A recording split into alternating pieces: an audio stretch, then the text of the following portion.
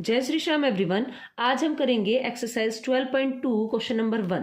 तो क्वेश्चन क्या गिवन है, फैक्टराइज द फॉलोइंग एक्सप्रेशंस।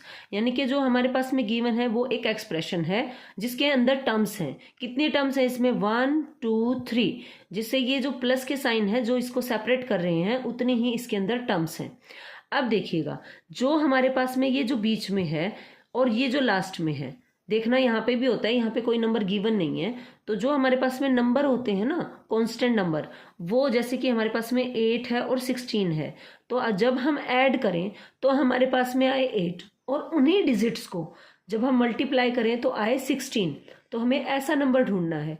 तो 8 को मैंने तोड़ लिया 4 प्लस में 4। जब मैं 4 में 4 को ऐड करूंगी तो 8 आ रहा है, और 4 में 4 को मल्टीप्लाई करूंगी तो 16 आएगा, है ना। तो इस तरीके से अब मैंने इसको तोड़ लिया है। फिर ये जो a है मैंने यहाँ पे लिख दिया है। अब इसको a को बारी बारी मल्टीप्लाई करेंगे, 4 को a से 4a, देन 4 को a से करेंगे तो 4a फिर से आ जाएगा। अब हमें क्या करना है, इन दोनों में कॉमन लेना है, इसमें और इसमें। इन दोनों में क्या कॉमन आ रहा है, a कॉमन आ रहा है। a कॉमन लेने के बाद क्या बचा, यहाँ पर a प्लस यहाँ पे बचा 4, क्योंकि a बाहर चला गया। अब इन दोनों में कॉमन लेना है, तो 4 बाहर लिया, देन a प्लस में 4 बचा, क्योंकि 16 क्या होता है, 4 4 आर 16, तो एक 4 बाहर चला गया तो 4 बचा। अब इसमें क्या कॉमन आ रहा है, a प्लस में 4 और a प्लस में 4, ये दोनों है ना प्रोडक्ट में है, मल्टीप्लाई में है, और ये बीच में प्लस का साइन है। हमें देखना होता है जहाँ पे ये प्लस का साइन है इसके इधर और इधर क्या कॉमन है।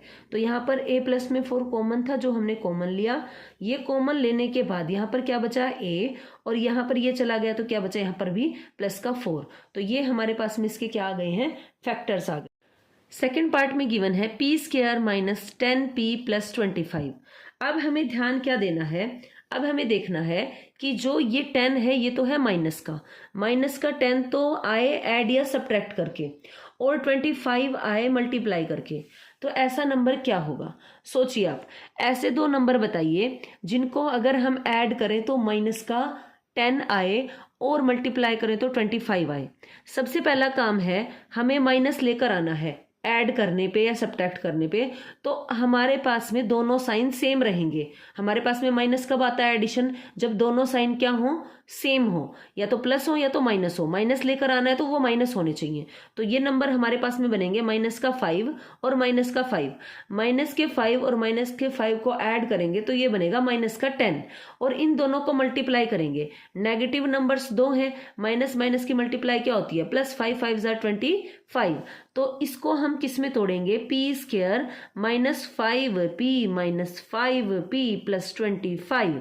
इस बार मैंने ये वाली चीज नहीं लिखी, ये स्टार्टिंग में आपको समझाने के लिए मैंने लिखी थी, ठीक है। तो आप इसको इस तरीके से तोड़ सकते हैं। फिर इन दो में हमें कॉमन लेना है और लास्ट के 2 में। देन इसमें हमारे पास में क्या कॉमन आ रहा है, p, तो p कॉमन लेंगे तो बचेगा p माइनस 5। और यहाँ पर देखिए, अब हमारा टारगेट है हमें यहाँ पर बनाना है p माइनस 5 यहाँ पर। तो कॉमन इसमें से क्या निकालें, तो हमें एक तो यहाँ पे माइनस का साइन चाहिए है ना। तो अगर यहाँ पे माइनस का साइन चाहिए तो हमें इसको इसमें से माइनस कॉमन लेना पड़ेगा इन दोनों में से। जब मैं यहाँ पे माइनस कॉमन लूंगी तो साथ में 5 भी कॉमन लूंगी, क्योंकि 5 5 25, तो यहाँ पे भी 5 है, यहाँ पे भी 5 है। माइनस का 5 मैंने कॉमन लिया तो मेरे पास में बचा p माइनस 5। तो ये दोनों क्या है हमारे पास में, सेम। याद रखिए, अगर हम जब कॉमन ले रहे हैं माइनस को बाहर निकाल रहे हैं तो भी वो अंदर के साइन चेंज कर देगा, और अगर माइनस को अंदर लेके जा रहे हैं ना ब्रैकेट के, तो भी वो अंदर के साइन चेंज कर देगा। बिकॉज याद रखने का तरीका है, नेगेटिव आदमी चाहे घर के अंदर आए चाहे घर से बाहर जाए, घर का माहौल चेंज हो जाता है ना।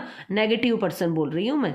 देन अब ये क्या है, p माइनस 5 p माइनस 5 दोनों में कॉमन है, क्योंकि बीच में ये वाला जो साइन है जो इन 2 टर्म्स को सेपरेट कर रहा है। तो p माइनस 5 मेरा कॉमन रहा, और मेरे पास में इधर ये बाहर चला गया तो क्या बचा यहाँ पे p, देन ये चला गया तो माइनस का 5। तो मेरे ये 2 फैक्टर्स बनकर आ गए हैं। अब नेक्स्ट क्वेश्चन हमारे पास में है 25m square plus 30m plus 9। ये क्वेश्चन इन दोनों से अलग है। एक चीज आप ऑब्जर्व कीजिए, इनमें यहाँ पर कोई भी नंबर गिवन नहीं था कांस्टेंट, देखो यहाँ पे भी नहीं गिवन था, यहाँ पर ये नंबर गिवन है, तीनों में ही गिवन है। तो इस कंडीशन में हमने क्या करना है, पहले इन दोनों को मल्टीप्लाई कीजिए। 25 को जब हम 9 से मल्टीप्लाई करेंगे तो ये रहेगा 220 5 रहेगा। ठीक है, क्यों करना है ये मल्टीप्लाई? क्योंकि यहाँ पर जो यहाँ पे पहले डिजिट था ही नहीं, अब हमें इन दोनों का मल्टीप्लाई जो आ रहा है ना वो तो मल्टीप्लाई आना चाहिए, और ऐड करने पे वो डिजिट क्या बननी चाहिए? 30 बननी चाहिए, है ना। तो ऐसा नंबर क्या होगा हमारे पास में? 15 और 15। 15 में 15 को ऐड करेंगे तो 30 आएगा, और 15 में 15 को मल्टीप्लाई करेंगे 225 आएगा। अब यहाँ पे हम इसको एज इट इज लिखेंगे, इसके साथ हमने कोई छेड़छाड़ नहीं करनी है, सिर्फ हमने इसको एक बार यूज करना है कि इसकी मल्टीप्लाई करके जो डिजिट आ रही है वो मल्टीपल आना चाहिए किसका? ऐसे नंबर का जिसको ऐड करने पे 30 बन रहा है। देन हमारे पास में 15m, तो 30m को मैंने तोड़ लिया है 15m प्लस 15m, तो इसको मैंने 2 पार्ट्स में तोड़ लिया है। देन प्लस में 9। अब इसको मत हटा देना, ये लगाना है यहाँ पे। अब फर्स्ट 2 टर्म्स में से और लास्ट की 2 टर्म में से हम कॉमन लेंगे। तो सबसे पहले इन दोनों में क्या कॉमन आ रहा है? एक तो m आ रहा है ना, ये कुछ नहीं है, मैं ब्रैकेट लगा रही थी। ये m, एक तो m कॉमन आ रहा है। दूसरा कांस्टेंट टर्म क्या कॉमन आ रही है? 5 5 जार 25 होता है, और 5 3 जार कितना होता है? 15 होता है। देन हमें दोनों में से 5 भी कॉमन मिल रहा है, तो 5m हम कॉमन लेंगे और बचेगा 5m प्लस में 3, ये बचेगा। अब हमें कुछ ऐसा यहाँ पे बनाना है, तो क्या कॉमन लेंगे? तो हम कॉमन लेंगे यहाँ से 5 3 जार 15 होता है, 3 3 जार 9, तो दोनों में 3 3 आ रहा है, तो हम 3 कॉमन लेंगे और यहाँ पे मेरे पास में बचेगा 5m प्लस 3। अब ये प्लस का साइन है जो इन दोनों टर्म्स को सेपरेट कर रहा है। अब हमें देखना है इनमें क्या कॉमन है। 5m प्लस 3, तो 5m प्लस 3 को हम कॉमन लेंगे और हमारे पास में क्या बचेगा? 5m plus 3। तो ये हमारे पास में क्या रहेगा?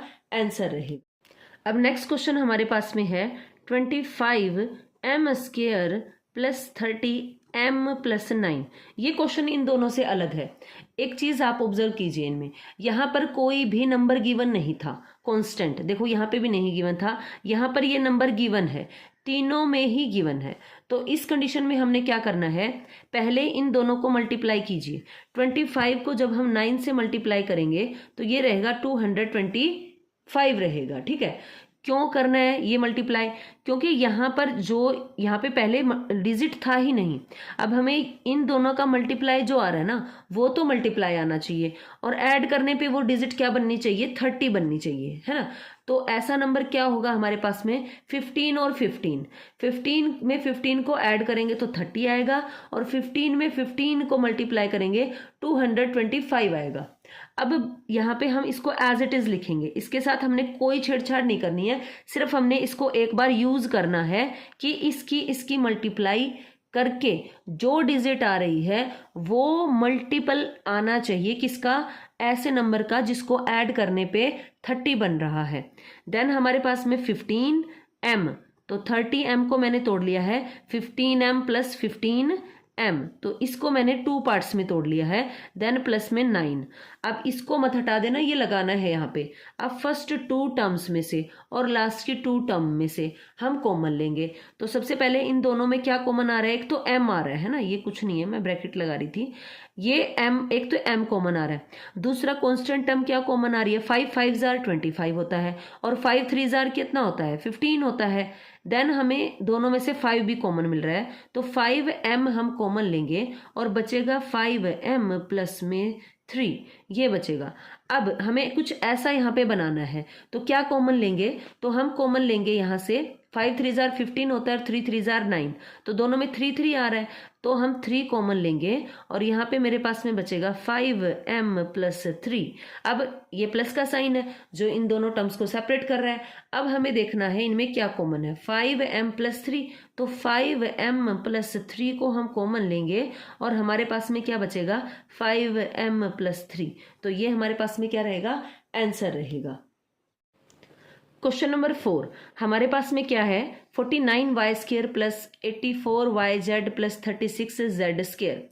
अब इसके अंदर क्या है? ये अलग ही तरह का क्वेश्चन है जो पीछे के 3 पार्ट्स से उनसे क्या डिफरेंस है। देखो, एक तो है ना बच्चा, आपको स्क्वायर्स याद होने चाहिए, देखते ही आपको पता चल जाए ये किसका स्क्वायर है, फिर हम उसके ऊपर फॉर्मूला लगाएंगे। जैसे कि मान 2 का स्क्वायर क्या होता है? 4, और 3 का स्क्वायर क्या होता है? 9, और 4 का स्क्वायर 16, 5 का स्क्वायर 25, देन 6 का स्क्वायर 36, 7 का स्क्वायर 49। तो इस तरीके से हमें स्क्वायर याद होने चाहिए ताकि इंस्टेंट देखते ही हमारे दिमाग में आ जाए किसी का स्क्वायर बन रहा है। देन 49 जो होता है 7 का स्क्वायर होता है, तो क्या मैं इसको लिख सकती हूँ 7y का स्क्वायर। देन प्लस उसके बाद में 84, इसको एक बार हम रहने देते हैं, इधर आ जाइए एक बार। 36 किसका स्क्वायर है, 6 का स्क्वायर है, तो मैं इसको लिख सकती हूँ 6z का स्क्वायर। अब मेरे पास में दो चीज निकल के आई है, यहाँ पे 6 और यहाँ पे 7, इन दोनों को मल्टीप्लाई करेंगे। 7 6 कितना होता है 42।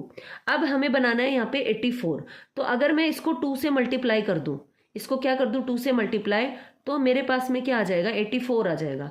इसका मतलब क्या है, अगर मैं इसको लिखूं 2 मल्टीप्लाई बाय 6 मल्टीप्लाई बाय 7 और साथ में क्या है multiply by y and z, तो क्या ये आपको एक फॉर्मूला नहीं लग रहा है?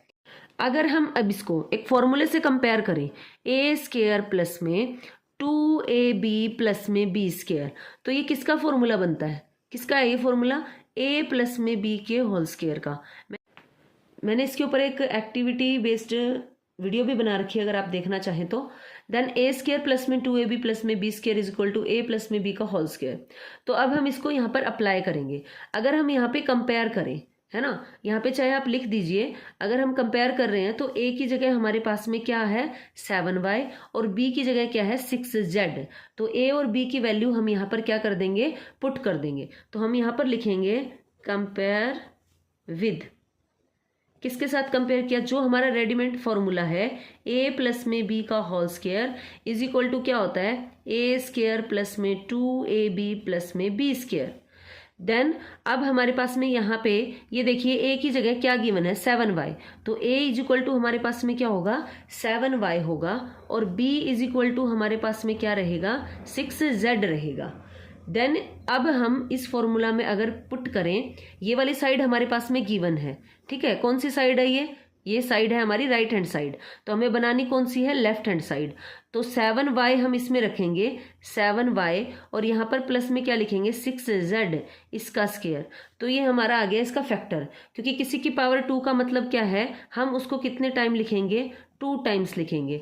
तो ये हमारे पास में रहेगा 7y प्लस 6z और 7y प्लस 6z, तो ये इसके आ गए हैं फैक्टर्स। तो नेक्स्ट क्वेश्चन के लिए आपको फॉर्मूले लर्न करने पड़ेंगे, एक तो a प्लस में b का होल स्क्वायर का, एक a माइनस b के होल स्क्वायर का, एक a square minus b square, ये 3 फॉर्मूलेज आप लर्न करेंगे और नेक्स्ट वीडियो में फिर हम क्वेश्चंस करेंगे ऑनवर्ड, ठीक है। Thank you. अगर वीडियो पसंद आई है तो प्लीज़ लाइक शेयर